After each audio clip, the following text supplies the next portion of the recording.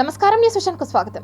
2024 సార్వత్రిక ఎన్నికల్లో వైఎస్ఆర్సీపీ ఓటమి పాలైంది. గవర్నర్ను కలిసి సీఎం పదవికి రాజీనామా పత్రాన్ని అందించారు వైఎస్ జగన్. ఊహించలేదు ఇలా జరుగుతుందని, ఇలా వస్తాయని కూడా. బట్ ఎస్, అమ్మఒడి అందుకున్న 53 లక్షల మంది తల్లులకు మంచి చేసిన పిల్లలు బాగుండాలి, వాళ్ళ చదువులు బాగుండాలని తాపత్రయపడుతూ అడుగులు వేసాం. మరి అక్క చెల్లెమ్మల ఓట్లు ఏమయ్యాయో తెలీదు. 66 లక్షల మంది అవ్వాతాతలకు, వితంతులకు, వికలాంగులకు గతంలో ఎప్పుడు జరగని విధంగా మంచి చేసాం. వారి కష్టాల్లో తోడుగా ఉంటూ, వారి కష్టాన్ని అర్థం చేసుకుంటూ, వారి ఇంటికే పంపించే వ్యవస్థను సైతం తీసుకొస్తూ, గతంలో మా ప్రభుత్వం అధికారంలోకి రాకమునుపు ఇస్తూ ఉన్న చాలని పెన్షన్ నుంచి ఎంతో మంచి చేస్తూ అడుగులు వేసినా కూడా ఆ అవ్వాతాతలు చూపిన ఆప్యాయత ఏమైందో కూడా తెలియడం లేదు. ఆసరాతో తోడుగా ఉన్నాం, సున్నా వడ్డీతో సైతం అండగా ఉన్నాం, చేయూత సైతం తోడుగా ఉంటూ నిలిచాం. మరి ఆ 1,05,00,000 మంది అక్క చెల్లెమ్మల ప్రేమాభిమానాలు ఏమయ్యాయో తెలియవు. 26 లక్షల మంది చేయూతను అందుకుంటున్న అక్క చెల్లెమ్మలు, వారి ఆప్యాయత ఏమైందో తెలియదు. పిల్లల చదువుల కోసం ఏ తల్లి ఏ తండ్రి ఇబ్బంది పడకూడదు అని మొట్టమొదటిసారిగా పూర్తి ఫీజులు ఇస్తూ తీసుకొచ్చి అందగా నిలిచాం. చదువుల్లో ఎప్పుడూ చూడని మార్పులు తీసుకొచ్చాం. దాదాపుగా 12 లక్షల మందికి సంవత్సరానికి మంచి జరిగిస్తూ ఆ పిల్లలు, ఆ తల్లుల అభిమానం ఏమైందో కూడా తెలియదు. రైతన్నలకు రైతు భరోసా ఇవ్వడం కానీ, సమయానికే వారికి ఇన్పుట్ సబ్సిడీ ఎప్పుడు జరగని విధంగా సీజన్ ముగిసేలోగానే ఇచ్చే కార్యక్రమం కానీ, ఉచిత ఇన్సూరెన్స్ కానీ, పగటిపూట 9 గంటలు ఇచ్చే కార్యక్రమం కానీ, ఉచిత విద్యుత్ ఇచ్చే కార్యక్రమం కానీ, మరి 1/2 కోటి మంది రైతన్నల ప్రేమ ఏమైందో తెలియదు.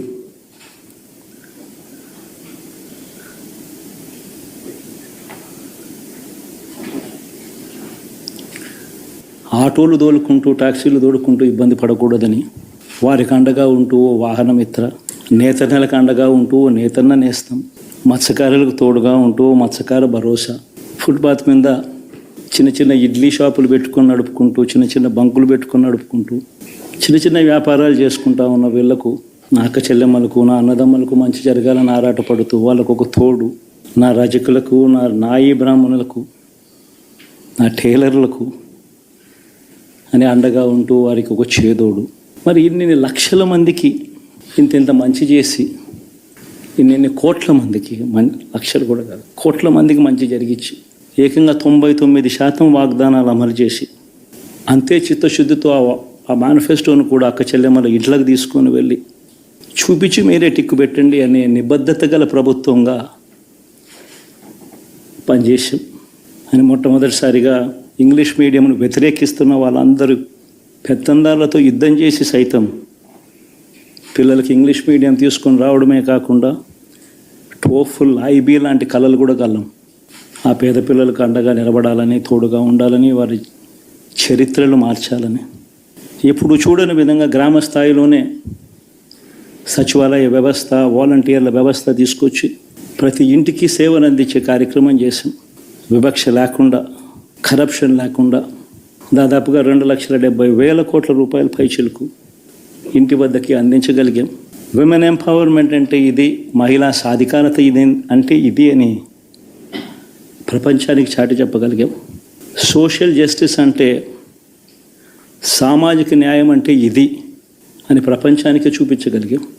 మరి ఇన్ని గొప్ప మార్పులు చేసిన తర్వాత, ఇన్ని కోట్ల మందికి మంచి జరిగిన తర్వాత, మరి అభిమానం ఏమైందో, నా ఆప్యాయత ఏమైందో తెలీదు.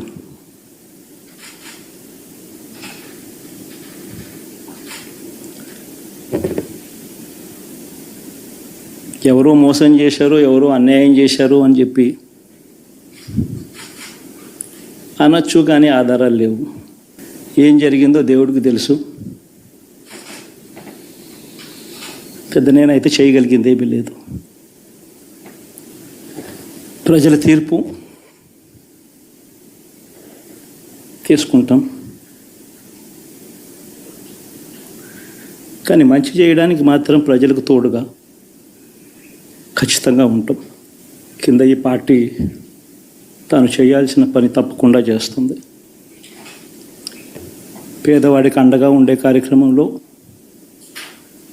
ఎప్పుడూ కూడా పేదవాడికి తోడుగా ఉంటూ గలం వెప్పుతుంది, పేదవాడికి అండగా నిలుస్తుంది. పెద్ద పెద్ద వాళ్ళ కూటమి ఇది, ఢిల్లీలో సైతం శాసించే పరిస్థితుల్లో ఉన్న కూటమి ఇది. ఆ కూటమిలో ఉన్న బీజేపీకి, ఆ కూటమిలో ఉన్న చంద్రబాబు గారికి, ఆ కూటమిలో ఉన్న పవన్ కళ్యాణ్ గారికి అందరికీ కూడా వాళ్ళ గొప్ప విజయానికి అభినందనలు. ఓడిపోయినా కూడా నా ప్రతి కష్టంలో కూడా తోడుగా అండగా నిలబడిన నా ప్రతి నాయకుడికి, ప్రతి కార్యకర్తకు, ప్రతి వాలంటీర్కు, ప్రతి ఇంట్లో నుంచి వచ్చిన ప్రతి స్టార్ క్యాంపెయినర్గా నాకు తోడుగా నిలబడిన నా అక్క చెల్లెమ్మలకు, అన్నదమ్ములకు, మీ అందరికీ మనస్ఫూర్తిగా మీ అందరికీ కూడా కృతజ్ఞతలు తెలియజేస్తా ఉన్నాను. ఏం జరిగిందో తెలియదు కానీ ఏమి చేసినా, ఎంత చేసినా ఇంకా 40% ఓటు బ్యాంకు మాత్రం తగ్గించలేకపోయారు. ఖచ్చితంగా మళ్ళీ ఇక్కడి నుంచి లేస్తాం. మళ్ళీ ఇక్కడి నుంచి గుండె ధైర్యంతో నిలబడి మళ్ళీ లేస్తాం. ప్రతిపక్షంలో ఉండడం కొత్త కాదు, పోరాటాలు చేయడం అంతకన్నా కొత్త కాదు. నా రాజకీయ జీవితం అంతా కూడా ప్రతిపక్షంలోనే గడిపా, ఈ 5 సంవత్సరాలు తప్ప. పోరాటాలే చేశా. రాజకీయ జీవితంలో ఎవడు చూడని కష్టాలు కూడా అనుభవించా. ఇప్పుడు అంతకన్నా కష్టాలు ఏదైనా పెట్టినా కూడా సిద్ధంగా ఉన్నాం, సిద్ధంగా ఎదుర్కొంటాం. ఆల్ ది వెరీ బెస్ట్ గవర్నమెంట్లోకి వచ్చిన వాళ్ళకు. Thank you. తిరుపతి మాజీ శాసనసభ్యులు, తిరుమల తిరుపతి దేవస్థానం పాలక మండలి అధ్యక్షులు భూమన కరుణాకర్ రెడ్డి తన రాజీనామా పత్రాన్ని టీటీడీ ఈవోకి అందజేసినట్లు ఓ ప్రకటనలో తెలిపారు. తిరుమల తిరుపతి దేవస్థానం పాలక మండలి అధ్యక్షులుగా తాను రాజీనామా చేస్తున్నట్లు, తనపై ఎంతో నమ్మకం ఉంచి గత ఏడాది ఆగస్టు నెలలో తనకు అప్పగించిన బాధ్యతను సక్రమంగా నిర్వర్తించానని, భక్తులకు, యాత్రికులకు ఎటువంటి ఇబ్బంది లేకుండా చేశానని, దిగ్విజయంగా తన హయాంలో జరిగిన బ్రహ్మోత్సవాలను నడిపించగలిగానంటూ తెలిపారు. తనపై ఎంతో నమ్మకం ఉంచి ఇంతటి బాధ్యతను అప్పగించిన ఆంధ్రప్రదేశ్ రాష్ట్ర మాజీ ముఖ్యమంత్రి వైఎస్ జగన్మోహన్ రెడ్డికి, అలాగే దేవాదాయ శాఖ అధికారులకు, టీటీడీ ఉద్యోగులకు, సిబ్బందికి, ఇంతకాలం తనకు సహకరించిన వారందరికీ కృతజ్ఞతలు తెలుపుతూ రాజీనామా పత్రాన్ని కార్యనిర్వహణాధికారికి పంపినట్లు తెలిపారు కరుణాకర్ రెడ్డి. తిరుపతి ప్రజల పక్షాన ఉంటూ ప్రజల సమస్యల పరిష్కారం కోసం కృషి చేస్తానని వైకాపా ఎమ్మెల్యే అభ్యర్థి భూమన అభినయ్ రెడ్డి తెలిపారు. రాష్ట్ర వ్యాప్తంగా జరిగిన సార్వత్రిక ఎన్నికల్లో జూన్ 4న వెల్లడించిన ఎన్నికల ఫలితాలలో టీడీపీ, జనసేన, బీజేపీ కూటమి ఘన విజయం సాధించిందని, అయితే తాను పుట్టి పెరిగిన ఊరికి మంచి చేసేందుకు అనునిత్యం ప్రజల పక్షాన నిలబడి పరిష్కారానికి కృషి చేస్తానని, అధికారంలో ఉన్నా లేకపోయినా తిరుపతి నగరవాసుల శ్రేయస్సు కోసం అనునిత్యం అందుబాటులో ఉంటూ ప్రజా సమస్యలపై పోరాటం చేసి ప్రజలకు అందుబాటులో ఉంటానని భూమన అభినయ్ రెడ్డి తెలిపారు. ఎన్నికల ఫలితాలతో కృంగిపోయే వ్యక్తి తాను కాదని, గెలుపు ఓటములతో సంబంధం లేకుండా తిరుపతి అభివృద్ధికి ప్రతిక్షణం తన వంతు సహకరిస్తానంటూ పేర్కొన్నారు. ఉమ్మడి చిత్తూరు జిల్లాలో జరిగిన ఎన్నికల పోరులో పుంగనూరు, తంబళ్లపల్లి నియోజకవర్గాలు మినహా ఎన్డీఏ కూటమి అన్ని నియోజకవర్గాల్లో క్లీన్ స్వీప్ చేసింది. ఉమ్మడి చిత్తూరు జిల్లాలో జరిగిన ఎన్నికల్లో పుంగనూరు, తంబళ్లపల్లి నియోజకవర్గాలు మినహా మిగిలిన అన్ని నియోజకవర్గాల్లో వైఎస్ఆర్సీపీ ఓటమి పాలైంది. కుప్పం, పలమనేరు, చిత్తూరు, పూతలపట్టు, గంగాధర నెల్లూరు, తిరుపతి, చంద్రగిరి, శ్రీకాళహస్తి, సత్యవేడు, నగరి, పీలేరు 12 నియోజకవర్గాలలో తెలుగుదేశం పార్టీ గెలుపొందింది. ఉమ్మడి చిత్తూరు జిల్లాల్లో మంత్రి పదవుల్లో ఉన్న రోజా ఓటమి పాలయ్యారు. గంగాధర నెల్లూరులో ఉప ముఖ్యమంత్రి నారాయణస్వామి కుమార్తె కూడా ఓటమి పాలయ్యారు. 2024న జరిగినటువంటి శాసనసభ పార్లమెంట్ ఎన్నికల్లో ఎవరు దేశవ్యాప్తంగా ఊహించినటువంటి రిజల్ట్ ఈరోజు ఆంధ్ర రాష్ట్ర ఓటర్లు ఇచ్చారు. ఇది నిజంగా ఈ ప్రభుత్వం పైన వ్యతిరేకత, జగన్మోహన్ రెడ్డి గారి పైన ఎంత కసి ఉందనడానికి ఇది ఒక నిదర్శనం. ఈ కసి కూడా ఈరోజు తెలుగుదేశం పార్టీ కార్యకర్తలను వేధించినటువంటి ఈ ప్రభుత్వం కావచ్చు, జగన్మోహన్ రెడ్డి కావచ్చు, అదే అతని పతనానికి మెట్టయింది. ఈరోజు అంతే కసిగా తెలుగుదేశం పార్టీ కార్యకర్తలంతా కూడా బ్రహ్మాండంగా కూడా కసిగా పనిచేసి ఈరోజు ఇంత పెద్ద మెజారిటీలు రాష్ట్ర వ్యాప్తంగా గత ఆంధ్ర రాష్ట్ర చరిత్రలో గతంలో ఎప్పుడూ అటు ఉమ్మడి రాష్ట్రంలో కానీ విభజన ఆంధ్రప్రదేశ్లో కానీ ఎప్పుడూ లేనటువంటి ఒక నిర్ణయాన్ని ఈరోజు ఈ రాష్ట్ర ప్రజలు అందించారంటే ఇది నిజంగా కూడా రాష్ట్ర ప్రజలు ఆలోచనను మనం గౌరవించాలా. నిజంగా కూడా రాష్ట్ర ప్రజలు ఏమనుకుంటున్నారో ఈరోజు కరెక్ట్గా అర్థమైంది. అందుకు మేము ప్రభుత్వం తరపున ఏవైతే హామీలు ఇచ్చామో వాటన్నిటినీ సంపూర్ణంగా ప్రజలకు అందించడంలో ముందుంటాం. అంటే చిత్తూరు ప్రజలు మీ పైన పూర్తి స్థాయి నమ్మకం ఉంచారు. అదే ఖచ్చితంగా ప్రజలందరూ కూడా చంద్రబాబు నాయుడు అనే వ్యక్తిని చూసే మా అందరికీ కూడా ఓట్లు వేశారు కాబట్టి మా అధినాయకుడు కావచ్చు, మా నాయకులు కావచ్చు, మేము కావచ్చు ఏవైతే హామీలు ఇచ్చామో వాటన్నిటినీ నెరవేర్చే బాధ్యత ఇవాళటి నుండే తీసుకునేకి మా అధ్యక్షులు ఆల్రెడీ రచనలో ఉండారు. వాటిపైన 27 నుంచి 30,000 మెజార్టీలో గంగాధర్ నెల్లూరులో మనం గెలుస్తున్నాం. గంగాధర్ నెల్లూరు గడ్డ పైన గెలిచేసాం. గంగాధర్ నెల్లూరు గడ్డ పైన తెలుగుదేశం జెండా 100% ఎగరేస్తామని ముందుగానే చెప్పాము. ఈరోజు మేము ఆల్రెడీ ఎగరేసాం. అదేవిధంగా 40 సంవత్సరాల రాజకీయం ఎక్స్పీరియన్స్ ఉన్న ఒక డిప్యూటీ సీఎం, ఎక్సైజ్ మినిస్ట్రీ, అదేవిధంగా కమర్షియల్ ట్యాక్స్లో ఉండే ఒక మంత్రిని మేము చిత్తుగా ఓడగొట్టి ఇది మరో కుప్పం అని చెప్పి మేము నిరూపించుకున్నాం. అదేవిధంగా మేము చాలాసార్లు చెప్పున్నాము, మేము వచ్చింది ఇక్కడ ఏదో పనికిమాలిన పనులు చేయడానికి మేము రాలేదు. మళ్ళా చెప్తున్నాను, జీడి నెల్లూరులో మంచి కంపెనీలు తీసుకొచ్చి జీడి నెల్లూరు అంటే ఏంటో అనేది సత్తా మేము ఖచ్చితంగా చూపిస్తాము. నువ్వు ఈ పని చేయగలవని ఎమ్మెల్యే అభ్యర్థిగా టిక్కెట్ ఇచ్చి ఆశీర్వదించినటువంటి నా దేవుడు నారా చంద్రబాబు నాయుడు గారికి, లోకేష్ బాబు గారికి ఇంతగా ఆదరించి, అభిమానించి, ప్రేమించి ఆశీర్వదించినటువంటి పూతలపట్టు నియోజకవర్గ ప్రజానీకానికి, జనసేన బీజేపీ నాయకులు కార్యకర్తల సహకారానికి నేను తల వంచి వినమ్రంగా నమస్కారం తెలియజేస్తున్నా.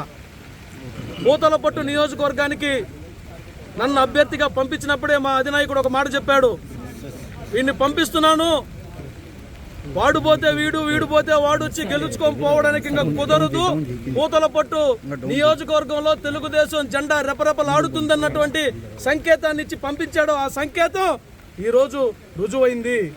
ఇదిలా ఉండగా 20 రౌండ్లు ముగిసేసరికి తిరుపతి అసెంబ్లీ నుంచి జనసేన అభ్యర్థి ఆరణి శ్రీనివాసులు 62,500 ఓట్లతో ఘన విజయం సాధించారు. శుభదినం. ఈ రాక్షస పాలన పోయి రామరాజ్యం నెలకొల్పిన పవన్ కళ్యాణ్ గారి ఆశయాలకు అనుగుణంగా ఈ రోజుకు పవన్ కళ్యాణ్ గారి ఆశయాలు నెరవేరాలని ఆయన తలపెట్టిన ఈ యజ్ఞంలో 21 మంది ఎమ్మెల్యేలు కూటమిలో తీసుకోవడం, 21 మంది ఎమ్మెల్యేలు కూడా గెలిపించుకున్నారంటే ఇది ఒక్క పవన్ కళ్యాణ్ గారికే సాధ్యం. అంతేకాదు తెలుగుదేశం పార్టీ అధినేత నారా చంద్రబాబు నాయుడు గారిని కూడా జతకట్టి నేనున్నాను నీతో అనేసి ఆయనతో కూడా చేయి కలిపి, ఆయనతో పాటు దేశాధినేత మన మోదీజీ గారిని కూడా జతకలిపి ముగ్గురు ఏకమై చేసే బాధ్యత తీసుకున్న పవన్ కళ్యాణ్ గారికి మరొక్కసారి మన ఆంధ్ర రాష్ట్ర ప్రజలందరూ కూడా రుణపడి ఉన్నారనేసి కూడా తెలియజేసుకుంటూ తిరుపతి పార్లమెంట్ అభ్యర్థిగా గురుమూర్తి ఘన విజయం సాధించారు. మృదు స్వభావి, నిరాడంబరుడు, ప్రజల మనిషిగా మంచి గుర్తింపు పొందిన తిరుపతి ఎంపీ గురుమూర్తి గెలుపొందారు. రాష్ట్ర వ్యాప్తంగా ఎన్డీఏ కూటమికి బలంగా గాలులు వీచినప్పటికీ తిరుపతి పార్లమెంట్ అభ్యర్థిని టచ్ చేయలేకపోయారు. వైఎస్ఆర్సీపీ సమీప అభ్యర్థి భారతీయ జనతా పార్టీకి చెందిన వరప్రసాద్ ఓటమి పాలయ్యారు. తిరుపతిలో కూటమి అభ్యర్థి జనసేన పార్టీ నేత జంగాలపల్లి శ్రీనివాసులు గెలవడంతో సంబరాలు చేసుకున్నారు పార్టీ క్యాడర్. తెలుగుదేశం ప్రభంజనం ఈ రోజు వీస్తా ఉంది. ఈ తెలుగుదేశం ప్రభంజనంలో వైసీపీ కొట్టుకొని పోతాదని ఆ రోజు చెప్పా, ఈ రోజు అదే జరిగింది. అదే విధంగా ఈ రాష్ట్రంలో ప్రతి సంక్షేమ కార్యక్రమం ఏది జరిగినా మనం ఈ కాలం నుండి ఆ సంక్షేమ అభివృద్ధి కార్యక్రమాలకు శ్రీకారం చుడతానని చెప్పి కూడా ఈ సందర్భంగా మీ అందరికీ తెలియజేసుకుంటూ, మీరిచ్చినటువంటి సహకారం నా జీవితంలో మరిచిపోలేను. మీరు ఎక్కడున్నా మీ మనసు నాతో ఉంటుంది అనేది మొన్న ఎన్నికల్లో పేట తెల్లం అయిందని చెప్పి కూడా ఈ సందర్భంగా తెలియజేసుకుంటూ, వెంకటేశ్వర స్వామి ఏదైతే క్లైమోర్ బాంబులు పేల్చినా కూడా ఆ రోజు నారా చంద్రబాబు నాయుడు గారిని కాపాడడం, తదనంతరం విభజనని రాష్ట్రానికి ముఖ్యమంత్రిగా 5 సంవత్సరాలు అహర్నిశలు కష్టపడి పనిచేసిన చంద్రన్నకు ఏదైతే ఈ 5 సంవత్సరాల పరిపాలనలో ఏ విధంగా జగన్మోహన్ రెడ్డి ప్రజల్ని ఇబ్బంది పెట్టారో, అందరినీ ఇబ్బంది పెట్టడమే కాకుండా సాక్షాత్తు ఎలా అవమానపరిచారో మీకు అందరికీ తెలుసు. మొత్తం ఆంధ్ర రాష్ట్ర ప్రజలందరూ కూడా ఆయన చేసిన శబదానికి గౌరవంగా ఈ రోజున ఆయనని ఈరోజు అసెంబ్లీకి పంపుతున్నందుకు ప్రతి అక్కకి, చెల్లికి, తల్లికి, అమ్మకి అందరికీ పేరు పేరున నేను వందనాలు తెలియజేస్తా ఉన్నాను. దేశంలో ఇంతవరకు ఎప్పుడు కనీ విని ఎరుగని మెజారిటీ ఈ కూటమికి ఏర్పడింది. దీనికి ముఖ్య కారణం మా జనసేన అధినేటువంటి పవన్ కళ్యాణ్ గారు దగ్గరుండి మెజారిటీకి రావడానికి కారణమైంది. తిరుపతిలో కూడా భారీ మెజారిటీతో మా ఆర్ఎన్ శ్రీనివాసులు గారు గెలవబోతున్నారు.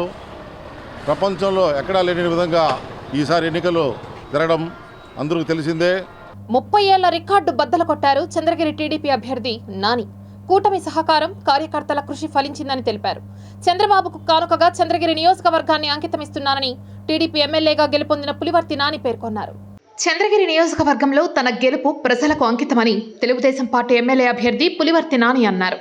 2024 అసెంబ్లీ ఎన్నికల్లో ప్రత్యర్థి చెవిరెడ్డి మోహిత్ రెడ్డిపై 43,396 ఓట్ల భారీ మెజారిటీతో గెలుపొందారు.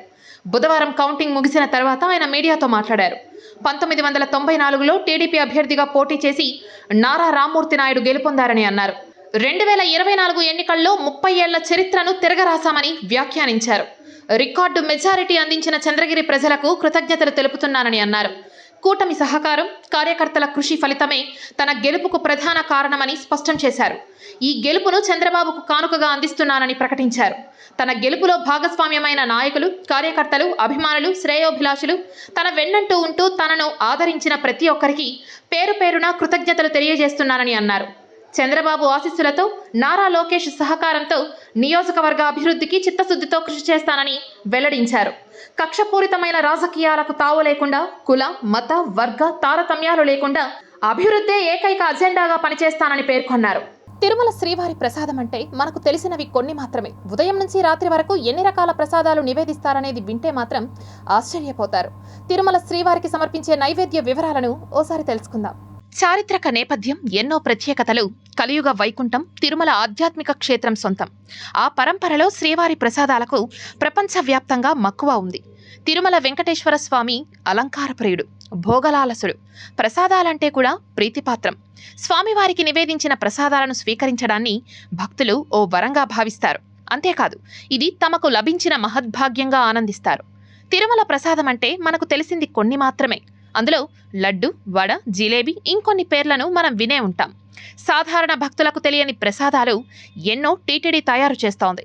ఉదయం శ్రీవారిని మేలుకొలుపు నుంచి రాత్రి పవలింపు సేవ వరకు సమయానుసారంగా టీటీడీ అర్చకులు స్వామివారికి నివేదన సమర్పిస్తారు. ఈ నివేదనలు అన్నీ పాంచరాత్ర ఆగమ శాస్త్రానికి అనుగుణంగా వందల వేల సంవత్సరాల నుంచి కట్టుబాట్లు తప్పకుండా అమలు చేస్తున్న కార్యక్రమాలు ఉన్నాయి. ఆ కోవలోనే తిరుమల శ్రీవారికి ప్రసాదాలు సమర్పిస్తారు. ఆ తర్వాతే భక్తులకు అందుబాటులోకి తీసుకొస్తారు. ఆ వివరాలేంటో ఒకసారి తెలుసుకుందాం. తిరుమలలో శ్రీ వెంకటేశ్వర స్వామి మూలమూర్తికి ఆగమశాస్త్రం ప్రకారం ఉదయం నుంచి రాత్రి వరకు ప్రసాదాలు నివేదించడానికి ఒక టైం టేబుల్ ఉంటుంది. స్వామివారికి నిత్యం ఎన్నిసార్లు నైవేద్యం సమర్పించాలి, ఎన్ని రకాల ప్రసాదాలు ఉండాలి, దానిపై ఆగమశాస్త్రంలో ప్రస్తావించిన విధంగానే అర్చకులు నిర్దిష్ట సమయాల్లో నివేదిస్తూ ఉంటారు. స్వామివారికి సమర్పించడంతో పాటు వాటిని భక్తులకు పంపిణీ చేసే ప్రసాదాల్లో ఎన్నో ప్రత్యేకతలు ఉన్నాయి. స్వామివారిని దర్శనం చేసుకుని వెలుపలికి వచ్చే భక్తులకు రకరకాల ప్రసాదాలను ఆలయ ఆవరణలోనే పంపిణీ చేస్తూ ఉంటారు. దాదాపు 1000 సంవత్సరాల క్రితం రామానుజాచార్యుల వారు నిర్దేశించిన ప్రకారం తిరుమల శ్రీనివాసునికి దాదాపు 50 రకాల ప్రసాదాలను నివేదిస్తూ ఉంటారు. సుప్రభాత సేవ మొదలుకొని రాత్రి ఏకాంత సేవ వరకు ఈ ప్రసాదాల నివేదన ఉంటుంది. అలాగే రోజువారీ నిత్య సేవలు, విరామ సమయంలో కూడా అనేక రకాలైన నివేదనలు స్వామివారికి నిర్వహించడం ఆనవాయితీ. సుప్రభాత సమయంలో వెన్న, ఆవు పాలతో తయారు చేసిన పదార్థాలను నివేదిస్తారు. తోమాల సేవ పూర్తయిన తరువాత కొలువు సమయంలో నల్ల నువ్వులు, బెల్లం, సొంటి కలిపిన నైవేద్యాన్ని సమర్పిస్తారు. సహస్రనామార్చన తరువాత జరిగే మొదటి గంటలో మీగడ, వెన్న, పెరుగుతో తయారు చేసిన అన్నాన్ని స్వామివారికి నివేదిస్తారు. రోజువారీ చిత్రాన్నం, దద్దోజనం, క్షీరాన్నం, కదంబం, పాయసాన్నం కూడా నివేదిస్తారు. మధ్యాహ్నం ఆరాధనల్లో నాదూకం, లడ్డు, దోశ, వడ, అప్పం సమర్పిస్తారు. సాయంకాలం అష్టోత్తర శతనామార్చన తర్వాత సద్దన్నం, సీర స్వామివారికి నైవేద్యంగా పెడతారు. రాత్రివేళ నైవేద్య సమయంలో తోమాల తరువాత మారిచ్చానం, ఊడాన్నంను నైవేద్యంగా సమర్పించడం ఆచారం. రాత్రి పవలింపు సేవకు ముందు ఆరాధన చేసే సమయంలో పాయసం నైవేద్యంగా సమర్పిస్తారు. ఇన్ని రకాల నైవేద్యాల సమర్పణతో శ్రీవారి సేవకులు, టీటీడీ యంత్రాంగం, అర్చక స్వాములు తరిస్తూ ఉంటారు. ఇవన్నీ ప్రసాదాలు కాదు, స్వీకరించే భక్తులు తమకు లభించిన వరప్రసాదంగా భావిస్తారు. బెంగళూరు పోలీసులు ఎన్నో రేవ్ పార్టీలపై రైడ్ చేసి ఉంటారు. చాలా మందిని అరెస్ట్ చేసి ఉంటారు. తప్పించుకొని పారిపోయిన వారిని కూడా వెంటాడి మరీ పట్టుకొని ఉంటారు. కానీ వారికి తొలిసారిగా షాక్ ఇచ్చారు తెలుగు సినీ నటి హేమ. ఆ షాక్ నుంచి తేరుకోవడానికి వారికి కొన్ని రోజుల టైం పట్టింది. చివరకు మెడికల్ టెస్ట్ కి ఆమె బుర్కాలో వచ్చి కవర్ చేయాలనుకున్నారు. కొత్త కాస్ట్యూమ్స్ చూసి పోలీసులు మళ్లీ షాక్ అయ్యారు. బుర్కా తొలగించి ఆమెను అరెస్ట్ చేసి తీసుకువెళ్లారు. కోర్టు ఆమెకి 14 రోజుల రిమాండ్ విధించింది. రేవ్ పార్టీ జరిగిన రోజు అదే ఫామ్ హౌస్ నుంచి వీడియో తీసి బెంగళూరును హైదరాబాద్గా మార్చేసి ఓ రేంజ్లో హైడ్రామా నడిపారు సినీ నటి హేమ. అప్పటి నుంచి ఆమెకు మహానటి అని సోషల్ మీడియాలో పేరు పడిపోయింది. మీడియాను కూడా కొన్ని గంటల పాటు విజయవంతంగా తప్పుదారి పట్టించారామె. ఆ తర్వాత మరికొందరు నటులు తాము రేవ్ పార్టీకి వెళ్లలేదు, ఇంట్లోనే ఉన్నామని చెప్పుకోవడానికి సాక్ష్యాలు, రుజువులు కూడా చూపించాల్సి వచ్చిందంటే అది హేమ ఎఫెక్టే. ఆ రేంజ్లో ఫేక్ వీడియోతో సోషల్ మీడియాని హడలగొట్టారు హేమ. చివరకు కటకటాల వెనక్కు వెళ్లిపోయింది. బెంగళూరు రేవ్ పార్టీకి హాజరైన 100 మందిలో మొత్తం 86 మంది డ్రగ్స్ తీసుకున్నట్లుగా తేలగా అందులో హేమ కూడా ఉన్నట్లుగా పోలీసులు నిర్ధారించారు. అయితే ఆమె అరెస్టు విషయంలో కూడా హై డ్రామా నడిచింది. మే 27న నోటీసులు ఇవ్వగా తాను అనారోగ్యంగా ఉన్నానని, విచారణకు రాలేనని ఆమె సమాధానమిచ్చారు. జూన్ 1 కూడా ఆమె విచారణకు హాజరు కాలేదు. చివరకు పోలీసులు ఆమెను అరెస్టు చేసి కోర్టు ముందు హాజరుపరిచారు. న్యాయస్థానం 2 వారాల పాటు రిమాండ్ విధించడంతో హేమ కటకటాల వెనక్కు వెళ్లాల్సి వచ్చింది. నైరుతి రుతుపవనాలు ఏపీలో చురుగ్గా విస్తరిస్తున్నాయి. మరింత ముందుకు కదిలేందుకు అనుకూల అవకాశాలు కనిపిస్తున్నాయి. ఇప్పటికే ఏపీలో రాయలసీమ, దక్షిణ కోస్తాలోని కొన్ని భాగానికి రుతుపవనాలు విస్తరించాయి. 2-3 రోజుల్లో ఏపీలో పూర్తిగా విస్తరించనున్నాయి. ఇక కోస్తాకు ఆనుకొని తమిళనాడు పరిసర ప్రాంతాలపై ఉపరితల ఆవర్తనం ఏర్పడింది. దీంతో 5 రోజుల వరకు ఏపీకి వర్ష సూచన చేసింది వాతావరణ శాఖ.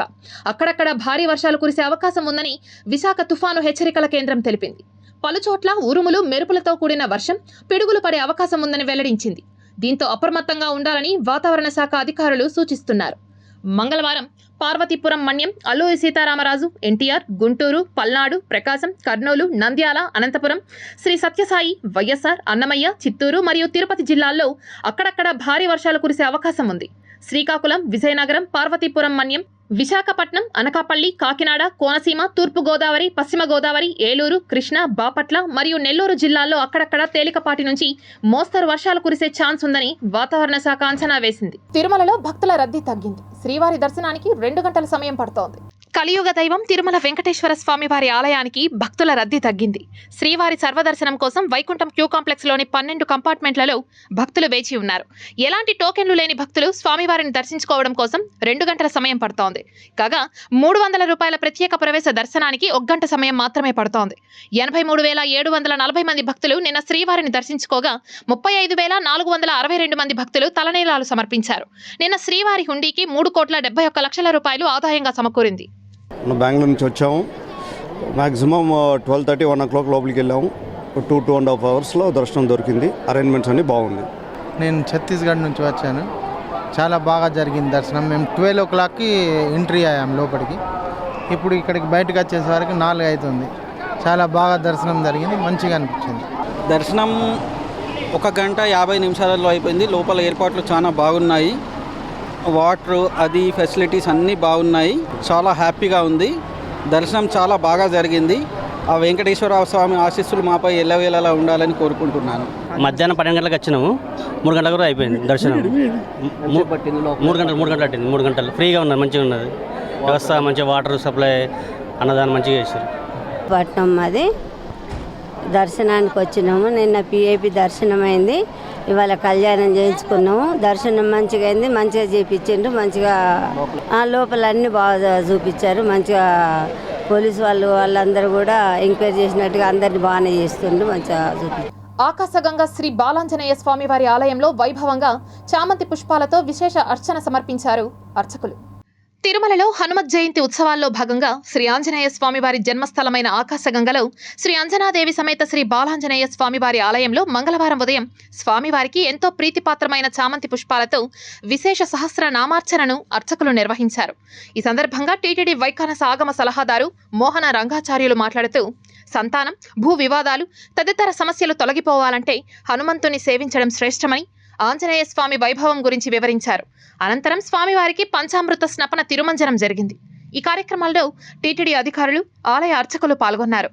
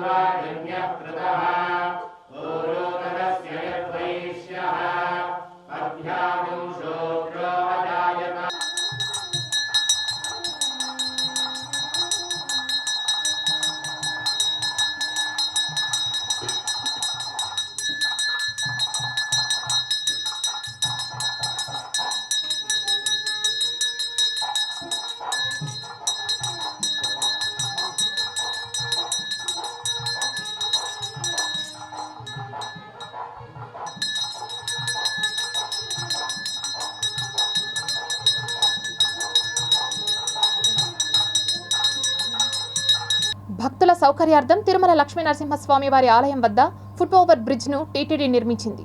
కాలినడకతో వచ్చినాము. ఇక్కడ రోడ్డు బ్రిడ్జి వేశారు, బాగానే ఉంది, ఇబ్బంది లేదు, పిల్లలు కూడా బాగా నడవచ్చు. ఇక్కడ బ్రిడ్జి నిర్మాణం అనేది కొంచెం good idea, good and decision. ఇది జరగడం వల్ల చాలా రోడ్ యాక్సిడెంట్స్ అన్ని అవాయిడ్ చేయొచ్చు. మ్యాక్సిమం ఉంటారు కదా, ఓల్డ్ పీపుల్ అంతా ఉంటారు, వాళ్ళు కొంచెం డైవర్షన్ తీసుకునేకి మంచిగా ఉంటుంది. రోడ్లు అయితే కొంచెం ఏమైనా ఇబ్బంది ఉంటుంది కదా. ఇంతకుముందు ఇక్కడ రోడ్డు క్రాస్ చేయాలంటే చాలామంది ఇబ్బంది పడేవాళ్ళు. ఇప్పుడు బ్రిడ్జ్ చేస్తున్నారు కాబట్టి బెటర్గా ఉంటుంది. ఇంకొంచెం వాటర్ ఫెసిలిటీ ఇంప్రూవ్ చేస్తే బాగుంటుంది.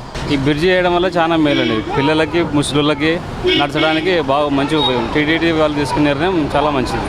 ఇప్పుడు ఇంతకుముందుగానే వచ్చేసి ఇక్కడ రోడ్డు దాటడానికి ఇబ్బంది ఉన్నది చిన్నపిల్లలకు కానీ ముసలి వాళ్ళకి కానీ. ఇప్పుడు ఈ బ్రిడ్జి కట్టిన కంటెనెన్స్ జరుగుతున్నది కాబట్టి ఇప్పుడు ఈ బ్రిడ్జి తొందరగా పూర్తి అయిపోతే పనులు నడచడానికి ముసలి వాళ్ళకి కానీ పిల్లలకు కానీ బాగా ఉంటుందని కోరుకుంటున్నాను. టీడీపీ మంచి నిర్ణయం తీసుకుంది. 10వ తరగతి మూల్యాంకనంలో భారీ మార్పులు చేసినట్లు రాష్ట్ర ఎస్ఎస్సీ బోర్డు నిర్ణయం తీసుకున్నట్లు విద్యాశాఖ అధికారులు తెలిపారు.